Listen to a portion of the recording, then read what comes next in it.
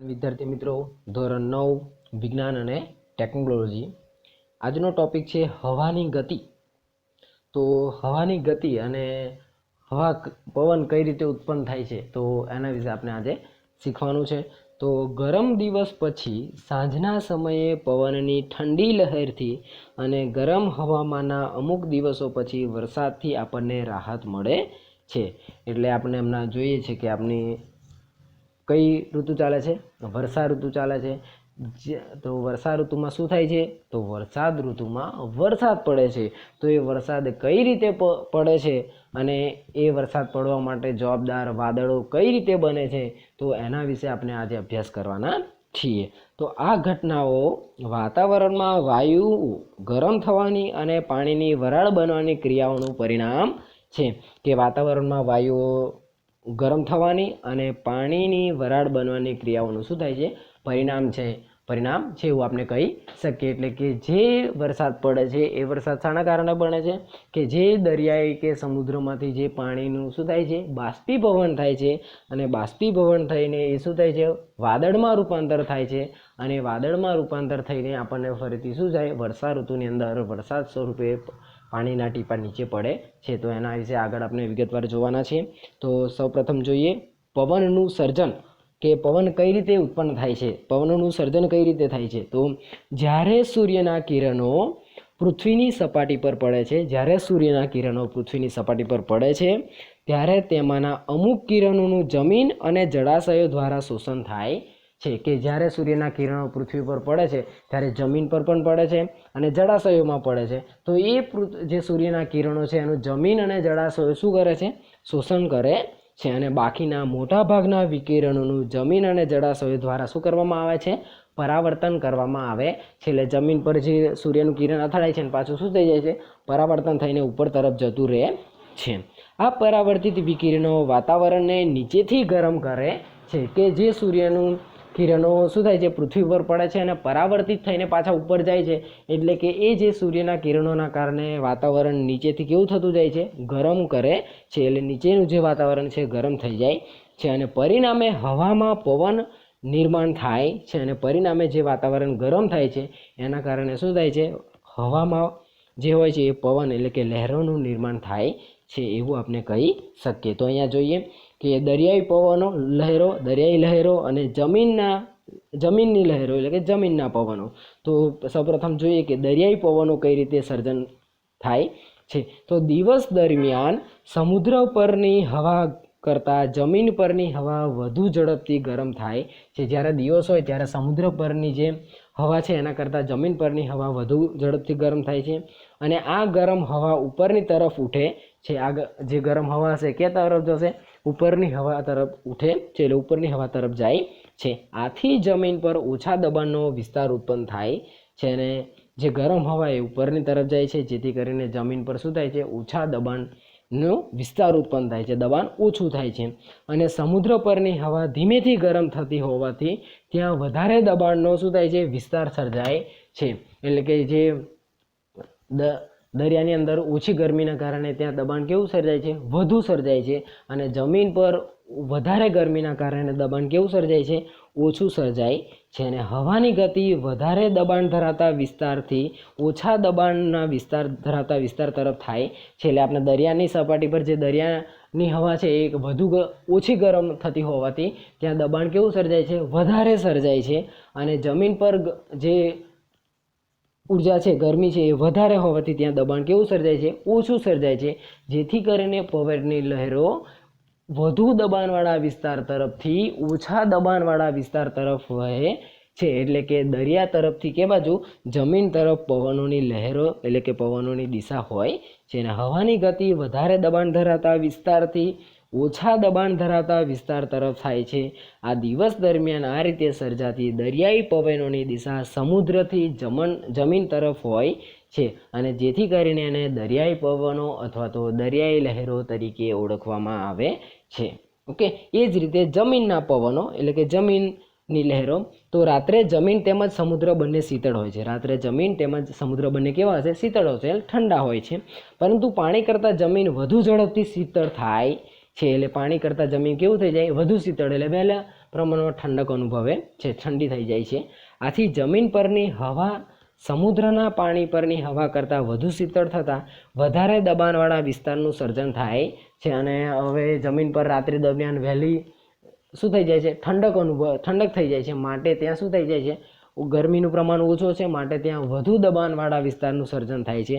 જ્યારે રાત્રિ દરમિયાન જમીનના પવન શું થશે કે જે દરિયાઈ છે એમાં પાણીને ઠંડુ થતાં કેવી વાર લાગે છે, માટે ત્યાં ગરમી થોડી વધુ હશે, જેથી કરીને ઓછા દબાણવાળી સ્થિતિ સર્જાય છે.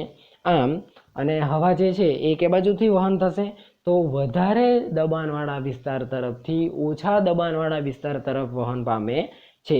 એટલે કે જમીન તરફથી કે બાજુ જશે, દરિયાઈ તરફ જશે હવા.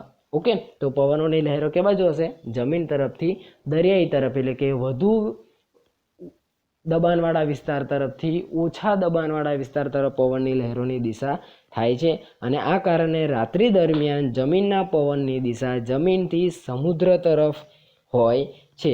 આમ હવાની ગતિ તાપમાન અથવા દબાણના તફાવતને લીધે ઉત્પન્ન થાય છે અને પવન તરીકે અનુભવાય છે. જો આ બધી જે પવનની સર્જન થવાની ક્રિયા એ તાપમાન અને દબાણ પર રહેલી છે. તાપમાનમાં વધારો ઘટાડો થવાને કારણે અને દબાણમાં વધારો ઘટાડો થવાના કારણે પવનો શું થાય છે, સર્જન થાય છે. જ્યાં બે જગ્યાઓ વચ્ચે દબાણમાં તફાવત હોય ત્યાં હવા ઊંચા દબાણવાળા વિસ્તારથી નીચા દબાણવાળા વિસ્તાર તરફ શું કરે છે, ગતિ કરે છે. અને આના કારણે શું થાય કે દરિયાઈ પવન લહેરો અને દરિયાઈ લહેરો અને જમીન પરથી જમીનની લહેરો સર્જાય છે.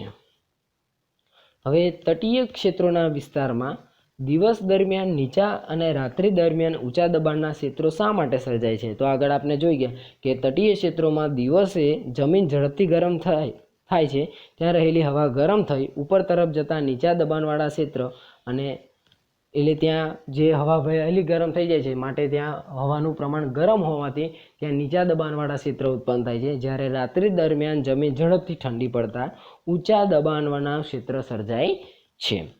બીજું કે તટીય ક્ષેત્રોમાં રાત્રિના સમયે હવાની દિશા શું હોય છે? તટીય ક્ષેત્રોમાં રાત્રિના સમયે હવાની દિશા જમીન તરફથી દરિયા તરફની હોય છે. શા માટે? જમીન પર શું થાય છે, હવા જે ગરમી છે એ વહેલી ઠંડી થઈ જવાથી ત્યાં વધારે વિસ્તારવાળા દબાણનું સર્જન થાય છે. જ્યારે દરિયાઈમાં પાણી વહેલું ઠંડુ થતું ન હોવાથી ત્યાં ઓછા દબાણવાળા વિસ્તારની સર્જન થાય છે. માટે વધુ દબાણવાળા વિસ્તાર તરફથી નીચા દબાણવાળા વિસ્તાર તરફ શું થાય છે, પવનની દિશા હોય છે. એટલે જમીન તરફથી દરિયાઈ તરફ શું થશે, પવનની દિશા હશે. વાદળો કેવી રીતે બંધાય છે અને વરસાદ કેવી રીતે થાય છે? તો આ બહુ જ રોચક તથ્ય છે, જેના વિશે આપણે જાણીએ. તો પૃથ્વી પરના જળ સ્ત્રોતોમાં દિવસના સમયે પાણીનો ભાગ ગરમ થાય છે, ત્યારે ખૂબ વધારે માત્રામાં પાણીની બાષ્પ બને છે અને આ બાષ્પ હવામાં વહે છે. જ્યારે જે જળ સ્ત્રોતો છે એની અંદર સૂર્યના કિરણોના કારણે ગરમી ઉત્પન્ન થાય છે અને ગરમીના કારણે પાણીનું શું થાય છે, બાષ્પીભવન થાય છે. અને બાષ્પીભવન વધુ માત્રામાં થતું હોવાથી જે પાણીના કણો છે શું થાય, ઉપર તરફ ગતિ કરે છે, એટલે હવામાં વહે છે. અને પાણીની બાષ્પ કેટલીક માત્રામાં વિવિધ પ્રકારની જૈવિક ક્રિયાઓના કારણે વાતાવરણમાં જાય છે. જે પાણીની બાષ્પ છે કેટલીક માત્રામાં જૈવિક ક્રિયાઓ થાય છે, એ જૈવિક ક્રિયાઓના કારણે ક્યાં જાય છે, વાતાવરણની અંદર ભળી જાય છે. અને સૂર્ય ઉષ્માથી હવા પણ ગરમ થાય છે. અને આ ગરમ હવા પાણીની બાષ્પને લઈને ઉપર તરફ જાય છે. જે ગરમ હવા છે શું કરે છે, જે બાષ્પીભવન થયેલા છે, વાદળો બનેલા છે, એને ગરમ હવા શું કરે છે, ઉપર તરફ લઈ જાય છે.